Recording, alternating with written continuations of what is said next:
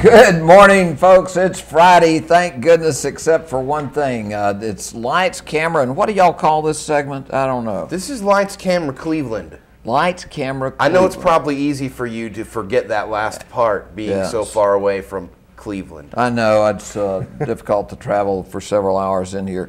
I tell you what, I didn't know that Robin Torero lived up in some other place. She was telling us this morning she traveled in here. It's really been interesting to have Robin Torero around here. She's that gal that makes medicine. No, maybe she doesn't make it, but she compounds it and all that stuff. Oh, really? Yeah. I didn't see that segment. I must have been driving in. I didn't. You know what? Got us, Jimmy. Typically, if Dan's not here, I don't watch. That's fair. That's fair. It's difficult. It's difficult when Dan's not here. We feel intimidated by you. It's true. And the reason that we're intimidated by you is obviously you had a big night at the movies a couple weeks ago. The Lincoln Lawyer debuted, which is the story of you. Wow. And we had a few questions about the Lincoln Lawyer. Now we know that when you know the Lincoln Lawyer, they changed some things about your life. We know that you practiced law originally out of a Volkswagen Bug and not a Lincoln automobile. Did that change bother you? No, it didn't really in today's world. You know, with my charitable spirit and things, I take the savings that I get by still using the Volkswagen Bug, and I'm going to the Chevy Volt, and then I'm going back to the Dodge Ram truck. But the savings I commit to the charities like the Relay for Life and the Run for the Roses tomorrow. See how you are. That's why we do those kinds of things. The portrayal that you saw had a lot of validity to it in the Lincoln Lawyer as to the problems that lawyers confront. Like devastatingly handsome. Yeah. Obviously, I mean, it was easy to see why they cast Matthew McConaughey as you. Now, in the film, Ryan Phillippe tries to kill you a few times. Sure.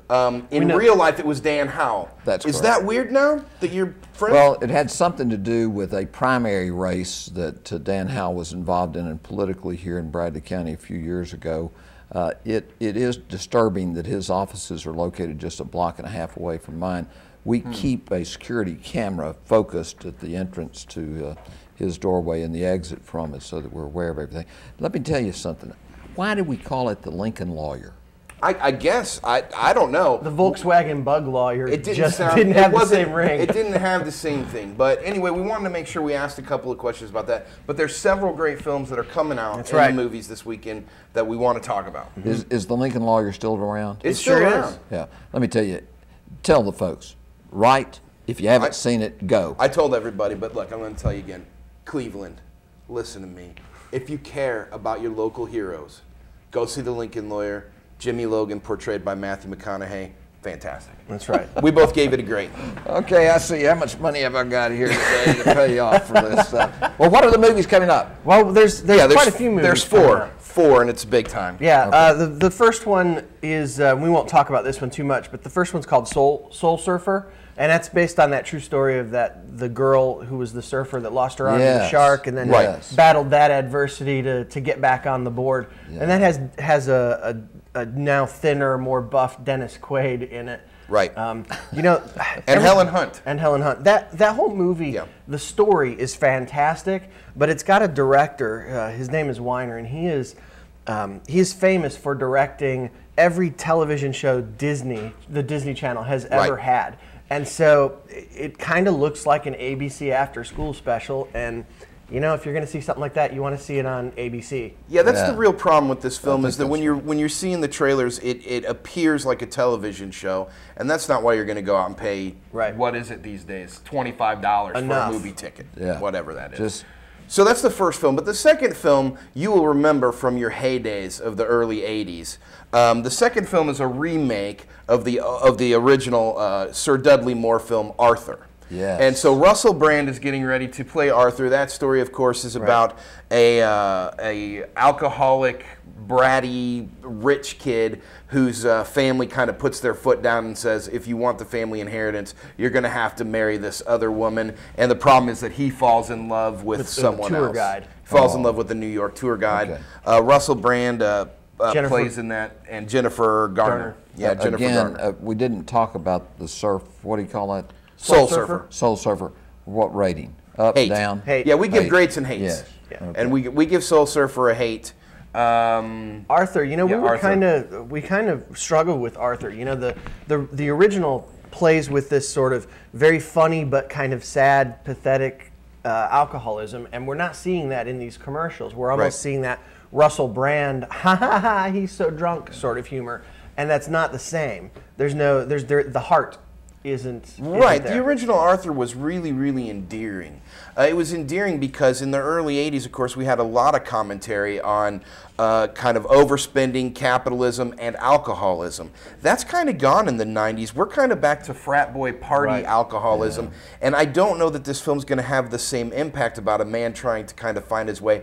Plus, it's really tough when he just played a similar character, only younger, and Get Him to the Greek. He played this kind of out-of-control rock star. So I'm giving that one a hate. And I am giving it a hate also. Russell Brand is just not as charming as Dudley Moore, but he is just as British. Yes. And I don't know that helps him. Tell me the third one. for disaster. That's great stuff. The third one that's coming out is Your Highness. Your Highness is the new Danny McBride film, and it literally, you know, I don't know how often we talk about these sort of things in Cleveland on television. Right. But this is one of those films where we're going to kind of dance lightly around the subject matter. Luckily, you're here in case there are any complications. If there are any legal actions that need to be taken. But Your Highness is actually a new take on the classic stoner film. Now, this is its own kind of genre. For years and years, since Cheech and Chong, you have movies that come out periodically. Every few years, they release a film that is, of course, about the marijuana culture, that's about people that are into this subculture, and it appeals to that small group. In fact, Matthew McConaughey, who just played you in The Lincoln Lawyer, really got his start in one of those films. Okay, and so every so often you get one that will break into the mainstream a bit more. Right. You know, Harold and Kumar Go to White Castle. There was some appeal to that. Some of that was the Neil Patrick Harris appearance in that film. Yeah. Really appealed to a lot of people. You know, they all remembered him as Doogie Howser, and there is that "Where is he now?" kind of wonder to it, and of course it relaunched his career. But you know, the other film that has kind of broken through to the mainstream in that genre is Pineapple Express, and this is from the same director. Right. So he's kind of making his mark here. Now, we were split on this film. That's right. Ryan gave this film a hate. I gave this film a great. I'm going to be honest, I don't think it's going to appeal to most people who are watching this show right now. Right. If you're watching this, don't go see it. I don't think that you're going to enjoy it. But, you know, I don't know, and I would never accuse anyone. Again, we're going to be careful of the subject matter of going to see The Hangover.